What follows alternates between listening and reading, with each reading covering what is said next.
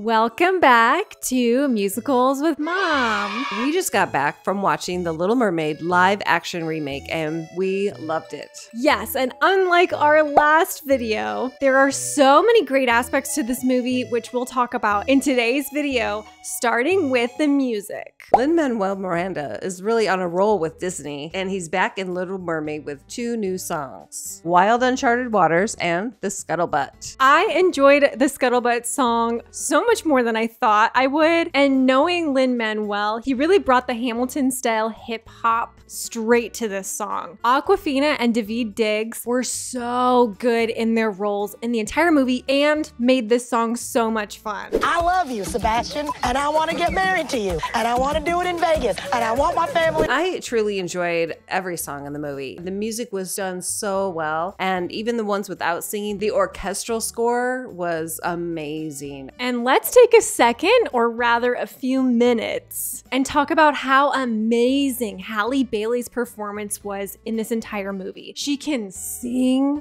so well. I'm so glad we have a princess that can actually sing. Love to explore that shore above us. And on top of that, she's a great actress. I mean, half of the movie is her not even talking. And her speaking voice was like spot on the entire time. You know, she had a great princess voice, but it wasn't over the top. The ship rode on the wind and they filled the sky with fire. It was just very clear and concise and beautiful, really. And for her to act so well with all of the CGI characters, you really think that she's having an actual conversation. She's not awkward. It's just, she's perfect in the movie, honestly. And speaking of the CGI, I mean, it didn't look cartoony at all. It was so realistic. And the movie wasn't entirely dark, just in the places it was meant to be. That was a little misleading from the trailers that we saw early on because it just seemed so dark in all those. They could have put a few more of the colorful scenes like Under the Sea song into the trailers just to kind of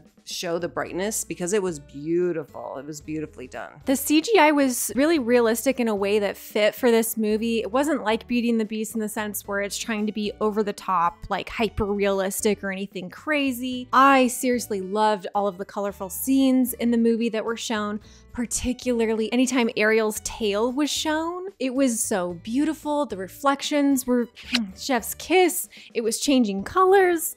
The scales were awesome. Even like the end of her tail was just animated at every point in the movie where it would have been like swashing around in the water. It was amazing. I feel like the only bad animations in the movie was the last scenes when Ursula came on screen as a huge monster. It was a bit much and the animation kind of fell apart for me. Melissa McCarthy's portrayal of Ursula was fantastic. She never broke character. She made it her own. And who knew she could sing?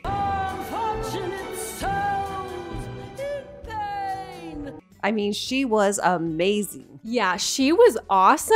And another unexpected song was from Eric, The Wild Uncharted Waters, where Jonah Hauer-King has a Troy Bolton moment hopping from rock to rock. I really love that they explored his character more and created a parallel between him and Ariel. Ariel's obsession with the surface and his obsession with uncharted waters. Yeah, their relationship was built beautifully throughout the entire movie.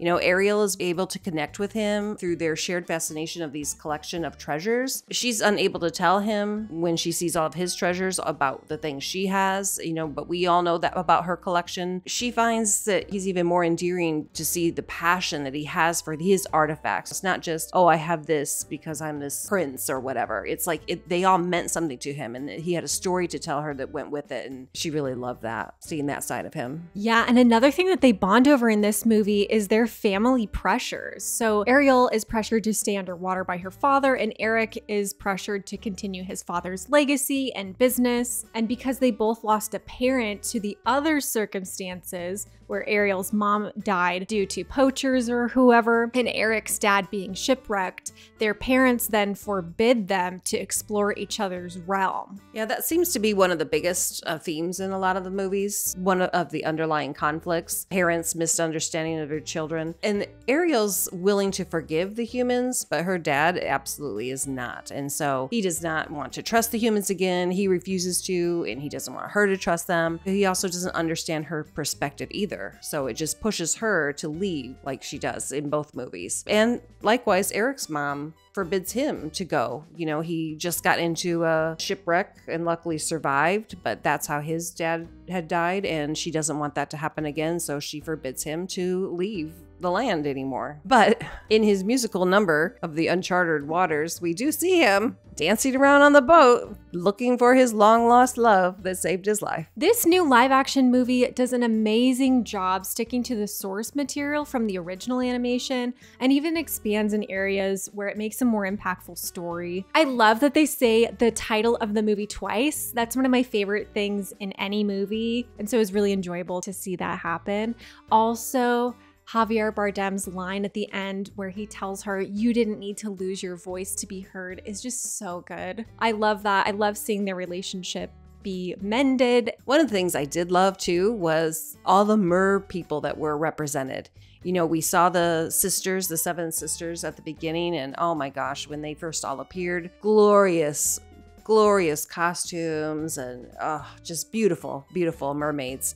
And then later on at the end, we see all the mer people that come to support them, and men and women and children, and just a great representation of all the different kinds of mer people that there really are in the world. But overall, we love this movie, and it was so much better than we had anticipated. I still don't think it's totally suitable for little kids. It's just that it is a little dark and scary. The CGI, of course, looks so realistic. So when we have the sharks and scenes where people and things might perish, it is a little, I think, unsettling for small kids. But there were some kids in the theater with us today, and we didn't hear any horrible reactions, no crying. I guess it's fine. It's probably just the teacher and me talking. Thank you, as always, for watching. Let us know how you liked the Little Mermaid remake. It's awesome. If you haven't seen it, go check it out. And let us know what other musicals we should review next. Subscribe for more content, and we'll be back with another musical next month. I got that scuttlebutt. Hurry up. You'll be like, what? When I drop that scuttlebutt. We just got back from watching the new Little Mermaid action remake. Bah! You were like this. Because I'm trying to say the right words, and you got like live action remake. Dead puppies, dead puppies. What the fuck? That's how you get serious. Awkwafina and Davy Diggs. I'm gonna say that again because it sounded like I said Davy. Awkwafina and David.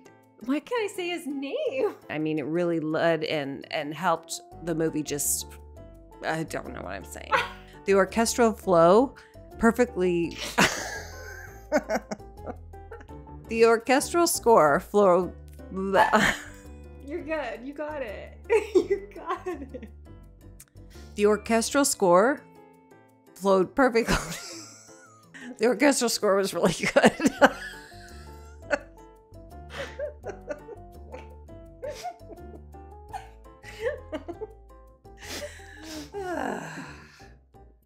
I don't know what I'm saying. But say the funny thing. Oh,